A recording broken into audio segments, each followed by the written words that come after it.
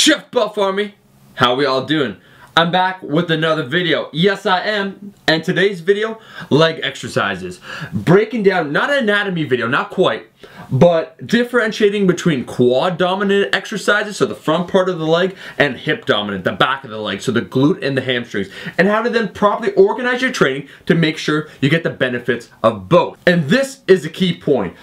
Inevitably, what you'll find with individuals, they'll be dominant on one or the other. So someone's very quad dominant, such as Olympic lifters, where they'll always have a vertical torso. Or you'll have power lifters that will tend to be far more hip dominant. The truth is that you should be balanced, strong in both. And in today's video, I'm going to break down what defines a quad dominant exercise and what defines a hip dominant exercise. What determines if an exercise is more front part of your leg dominant, so quad dominant, or hip dominant, the back of the leg? It all has to do with your torso and the angle of your shins.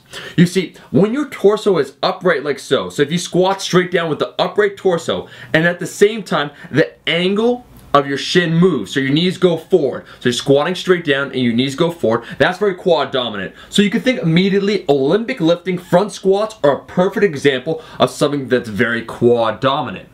Now if we think about the reverse, something that involves a whole lot of torso movement, so your torso is being angled like so, up and back. And at the same time, your shin is remaining perfectly vertical, so it's not moving. So think a good morning where you shoot your hips back. Anything you shoot your hips back are, as it seems obvious, hip dominant. So a deadlift. But here's where things get a little bit complicated. It's not just the exercises, it's your execution of those exercises. And this is a little deep, but dig this shit right here. It depends on how you do these movements. So I just said before, powerlifters are very posterior chain dominant, and that's cool. They want to have those big numbers. But it means that their squats will start to resemble their deadlifts. They'll do a really wide stance, push the hips out, get very hip dominant. When it comes to quad strength, they're not as strong. And each of these areas have benefits. I mean, Olympic lifting, boom, right there. Powerlifting, a little bit more this side. If you want to increase your vertical jump, you should focus a little bit more on this side. My point of this whole video is that you should make sure you have a relatively even balance, perhaps a little bit more hip dominant exercises when you're choosing your compound movements on leg day. So let's take a look at the different options. I wrote just some of the most common ones, right?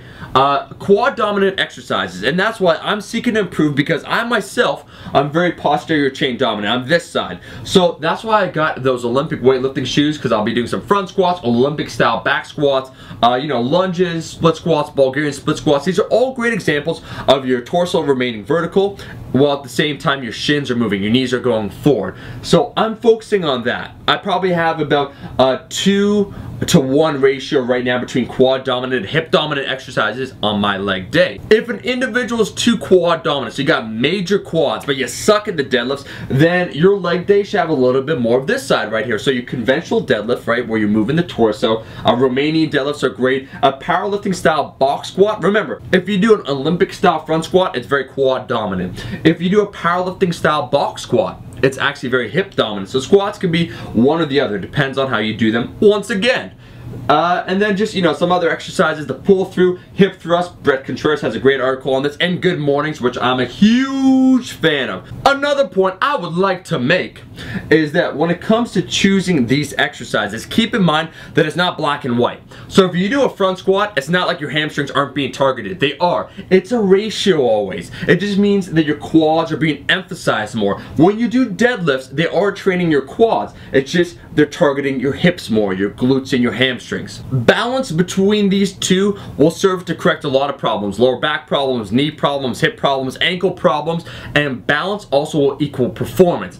If you've been neglecting one area versus the other, make sure your training compensates for that. So if you've been lagging when it comes to hip exercises, do more of it. By seeing this nifty chart and understanding this right here, you'll better be able to organize your leg training to match your goals and to match your physique. In the Chef Buff Army, we're all about smart training. And that, my friends, is all I had to say in this video. Thank you for watching. If you enjoyed my video, make sure to like the video. If you're not a subscriber, fuck you waiting for? Chef Buff Army, Zealous Army, I will be seeing you guys in the next video. Stay safe, kids, but not too safe.